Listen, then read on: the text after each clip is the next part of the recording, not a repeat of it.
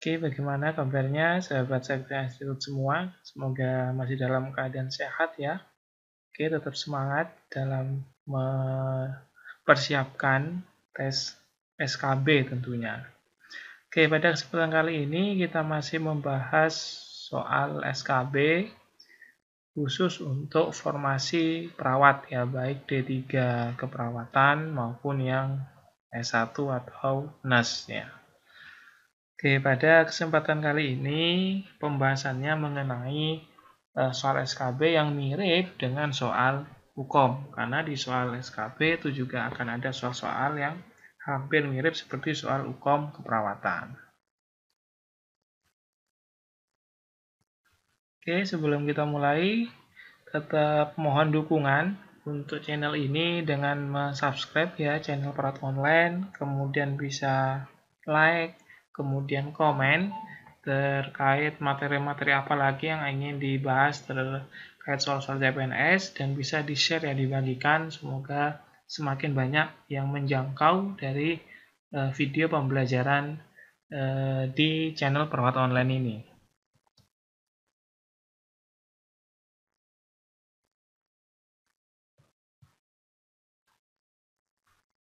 Oke, seperti yang sudah saya jelaskan di awal, video kali ini membahas tentang soal SKB yang mirip dengan soal hukum keperawatan. Biasanya yang paling banyak muncul itu terkait di stase, KMB, Gadar, dan komunitas ya. Biasanya itu yang umumnya lebih banyak muncul di soal-soal SKB. Oke, langsung saja kita mulai. Oke, soal pertama.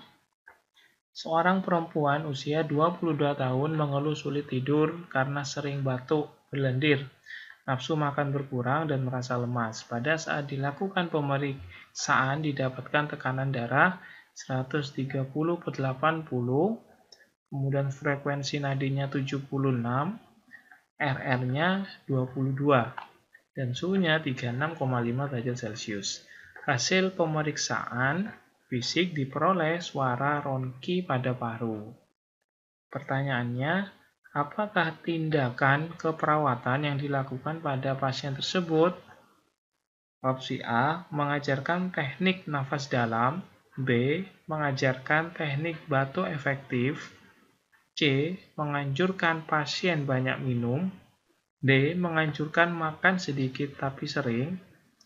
Opsi E, menganjurkan pasien mengurangi aktivitas. Oke, kira-kira pada soal pertama ini apa jawabannya? Ya, pertanyaannya adalah tindakan keperawatan. Berarti kita harus mengetahui dulu pada kasus ini, kasus nomor 1 ini, pasien itu memiliki masalah keperawatan apa.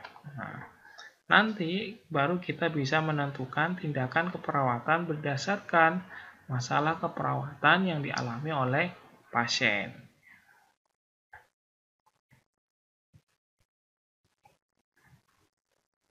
Oke, kira-kira apa jawabannya? Langsung saja kita kunci ya. Oke, sebelum saya kunci, saya akan berikan kisi-kisi dulu. Perhatikan di sini kata kuncinya adalah,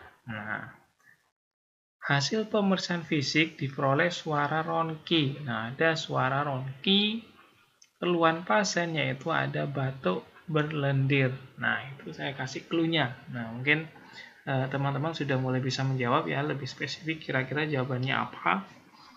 Dari clue yang saya kasihkan itu, maka kita bisa simpulkan masalah keperawatan pada pasien ini atau masalah keperawatan utama pada pasien nomor 1 ini adalah berkaitan tentang bersihan jalan nafas ya, karena ada ronki di sana. Nah, kalau sudah kita tahu masalahnya itu bersihan jalan nafas tidak efektif, maka tindakannya adalah kita cari antara opsi A sampai E yang berhubungan dengan bersihan jalan nafas tidak efektif. Kira-kira yang mana?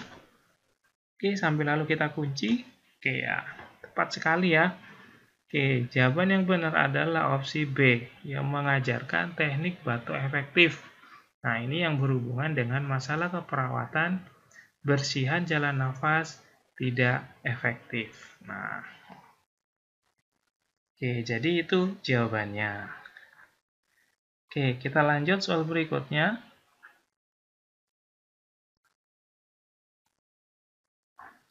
Seorang laki-laki usia 42 tahun mengeluh lemas, sesak, dan batuk berlendir pada malam hari. Pada saat dilakukan pemeriksaan didapatkan tekanan darah 120/80, nadinya 80, RR-nya 22, suhunya 36,5 Celcius. Hasil pemeriksaan fisik diperoleh suara ronki pada paru kiri. Produksi sputum banyak. Pasien sering terbangun pada malam hari karena batuknya. Hasil pemeriksaan sputum BTA positif dan LED 100 ml per jam. Pertanyaannya, apakah masalah keperawatan utama pada pasien tersebut? Oke, kita lihat jawabannya. Opsi A, keletihan. B, gangguan pola tidur. C, gangguan pertukaran gas. D, bersihan jalan nafas tidak efektif. E, ketidakseimbangan nutrisi kurang dari kebutuhan tubuh.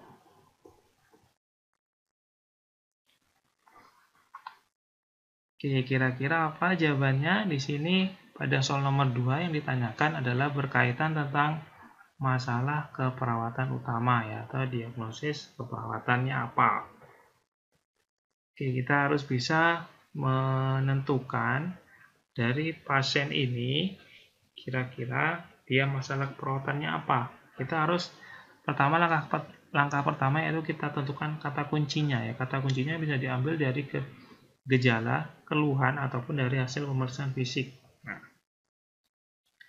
perhatikan di sini keluhan pasien ini apa? Lemas, sesak, dan batuk berlendir. Nah, sesak, batuk.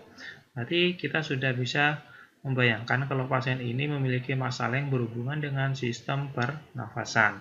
Nah, jadi masalah keperawatannya tentu akan berkaitan tentang sistem pernafasan.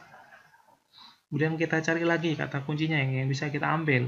Hasil penelitian fisik diperoleh, nah ini ada suara ronki, ada suara napas tambahan yaitu ronki. Sputum banyak. Nah, saya kira teman-teman sudah bisa menjawab semua ya. Kalau sudah ada gejala seperti itu, maka kita sudah bisa menentukan apa masalah keperawatannya. Oke, sambil kita kunci. Oke, tepat sekali ya. Jawabannya adalah bersihan jalan nafas tidak efektif. Ya, tadi karena ada suara ronki, kemudian batuk berlendir, kemudian produksi sputum juga banyak. Nah, jadi jawaban yang tepat adalah D. Ya, kenapa kok tidak B? Oke. Kenapa kok tidak B? Nah, atau gangguan pola tidur. Padahal ada juga gejala yang ada di pasien keluarnya yaitu pasien sering terbangun pada malam hari karena batuknya. Nah, perhatikan ini. Karena batuknya, jadi faktor pemicu ini adalah batuknya. Ya, seandainya batuk ini bisa diatasi, maka otomatis pasien tidak akan terbangun. Ya, jadi pencetusnya ini yang harus kita atasi. Pencetusnya ini berhubungan dengan tadi, yaitu yang bersihan jalan nafas tidak efektif ini. Oke, jadi seperti itu ya. Oke, teman-teman kalau yang ada yang kurang paham bisa komen aja di kolom komentar.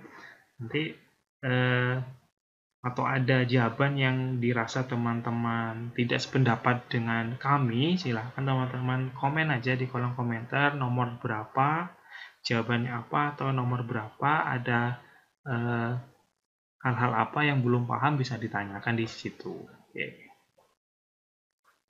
Oke, lanjut soal berikutnya. Seorang pasien perempuan usia 38 tahun dirawat di bangsal penyakit dalam. Keluhan hilang nafsu makan, mual, muntah, bengkak pada kaki dan tangan, dan sakit kepala. Pemeriksaan fisik didapatkan tekanan darahnya 100/70, nadinya 113, RR-nya 22, suhunya 35. Pemeriksaan penunjang laboratorium, serum natrium itu 128, natrium urinnya 150, kemudian dia didiagnosa medis SIADH. Ya.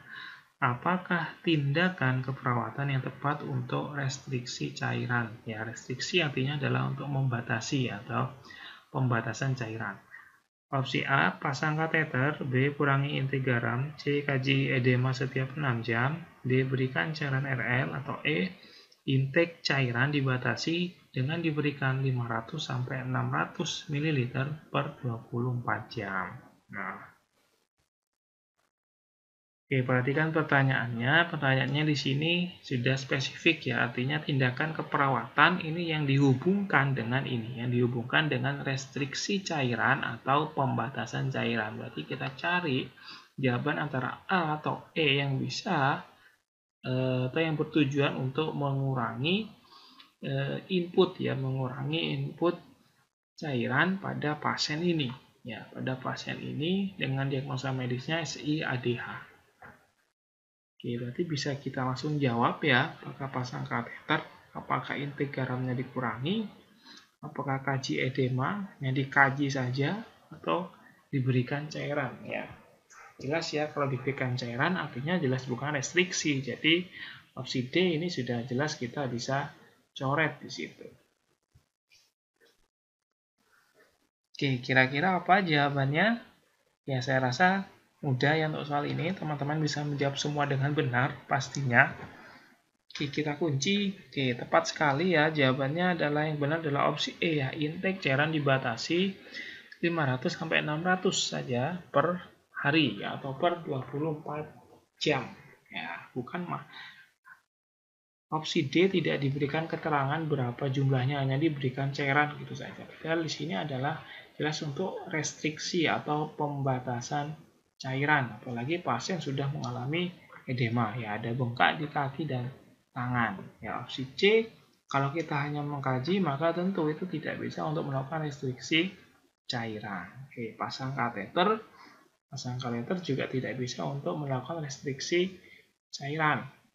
Kemudian kurangi intake garam, kalau hanya garam saja itu juga tidak bisa. Jadi yang tepat adalah intake cairan dibatasi 500-600 per 24 jam. Seperti itu. Oke, kita lanjut soal berikutnya. Nomor 4 ya kawan-kawan. Kita masuk ke soal nomor 4. Oke, saya bacakan dulu soalnya. Seorang pasien perempuan usia 50 tahun dirawat di ruang penyakit dalam. Dari hasil pengkajian diketahui bahwa pasien bekerja di pabrik 15 tahun yang lalu. Ya, jadi dia sudah 15 tahun. Lingkungan rumah pasien berada di kawasan pabrik.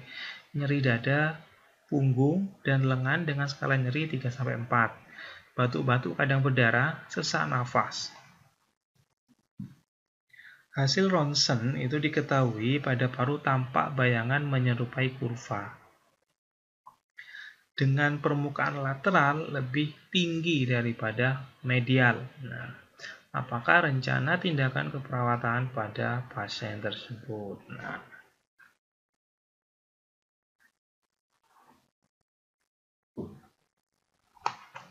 opsi A, monitoring balance cairan. B, lakukan fisioterapi dada. C, ajarkan pasien batuk efektif. D, lakukan pemasangan WSD. Atau E, atur posisi pasien dengan kepala lebih rendah. Oke, dari soal seperti ini kita harus bisa menganalisis kira-kira pasien itu masalahnya di mana. Ya, itu bisa kita ambil. Yang jelas di sini adalah keluhannya dulu. Kita cari keluhan pasien apa?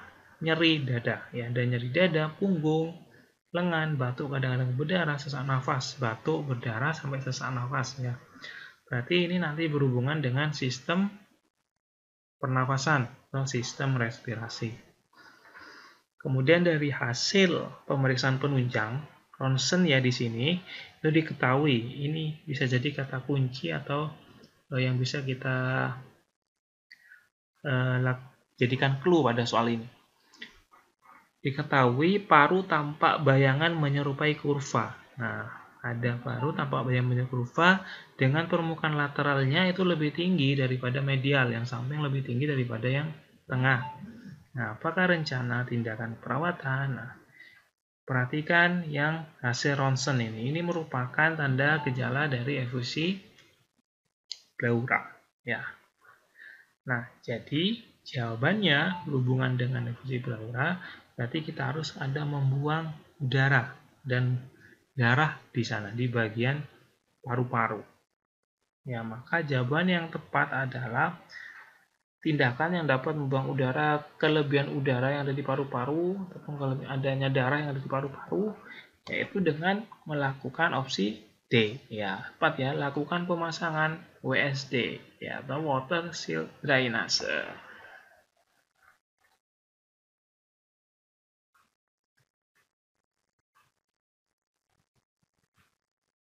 Oke, sekarang lanjut soal nomor 5.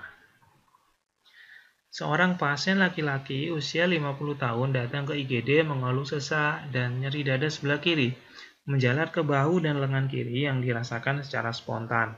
Hasil pengkajian didapatkan tekanan darah 150/90, nadinya 96, RR-nya 30. Pertanyaannya, apakah rencana tindakan keperawatan pertama untuk mengatasi masalah di atas? Opsi A, kaji fungsi pernafasan. B, bantu pasien posisi semivolar. C, kompres dada dengan air hangat. D, anjurkan klien melakukan distraksi.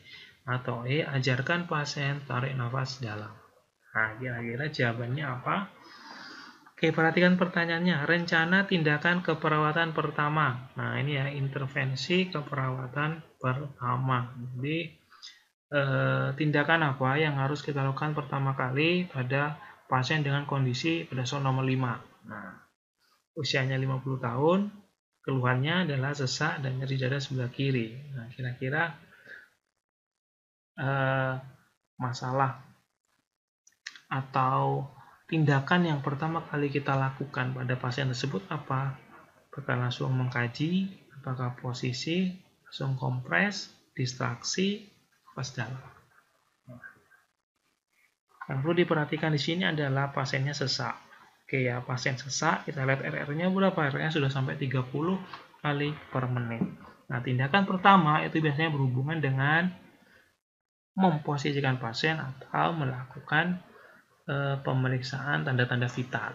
Nah, jadi bisa kita tebak ya, bisa kita jawab. Pada soal ini, jawaban yang paling tepat adalah, langsung saja kita kunci, oke ya, B ya.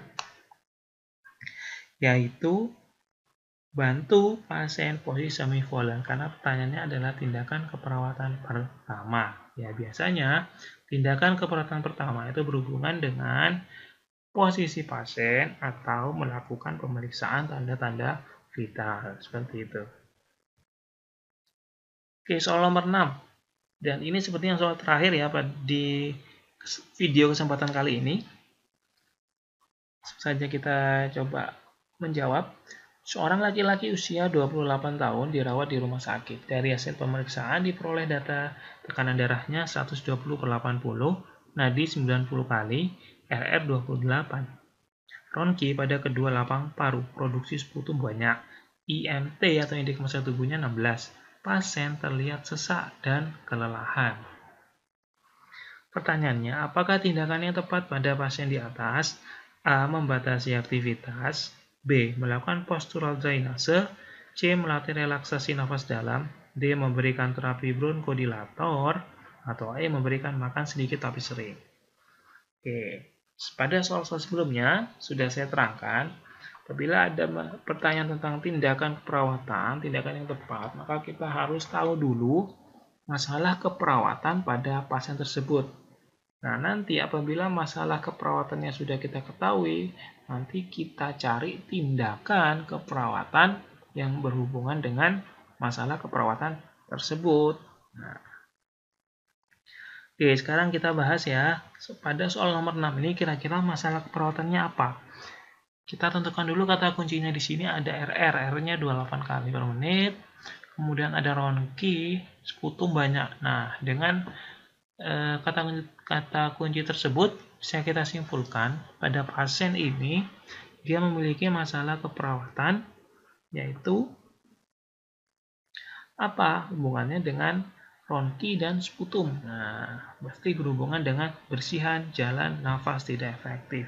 Nah, kalau kita sudah tahu pasien ini punya masalah terkait bersihan jalan nafas, maka baru kita cari dari opsi A sampai opsi E yang berhubungan dengan bersihan jalan nafas. Oke, opsi A. Opsi A ini kira-kira tentang masalah keperawatan apa? Membatasi aktivitas. Oke, ya jelas. Opsi A ini berkaitan tentang intoleransi aktivitas. Bisa, ya. Oke, opsi B, postural drainase. Nah, masih ingat postural drainase yaitu memposisikan tubuh supaya dahak atau sputum itu bisa keluar. Nah, biasanya nanti diselangi dengan fisioterapi dada. Misalnya ada clapping, ada vibrating. Ya, biasanya dipasangkan ya, atau ada fisioterapi dada plus sekaligus di postural drainase.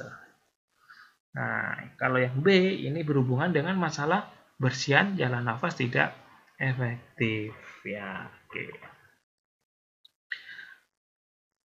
Coba yang C, relaksasi nafas dalam. Nafas dalam biasanya pasiennya sesak. Ini pasti berhubungan dengan pola nafas tidak efektif.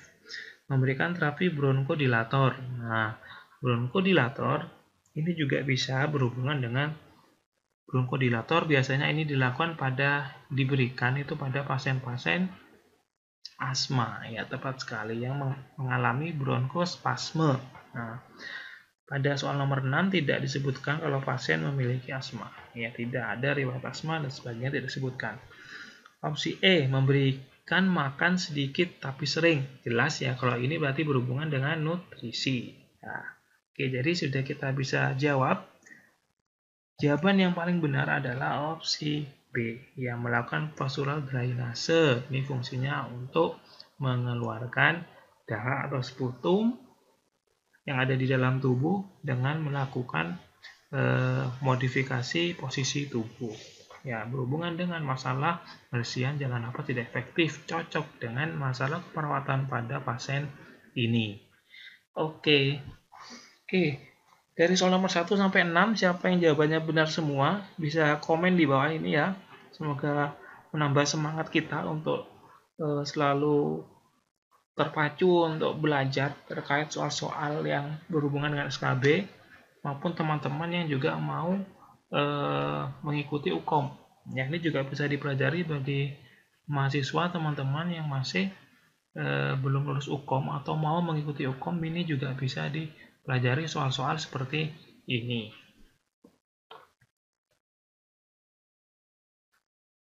Oke, kita sampai di akhir video pada kesempatan kali ini. Terima kasih atas perhatian teman-teman. Oke ya, kami tetap meminta dukungan. Jangan lupa subscribe channel Perawat Online. Ya, teman-teman juga bisa follow Instagram kami di @saktiainstitute. Oke. Tetap semangat, semoga tahun 2020 ini bisa jadi PNS. Terima kasih, saya akhiri. Wassalamualaikum warahmatullahi wabarakatuh.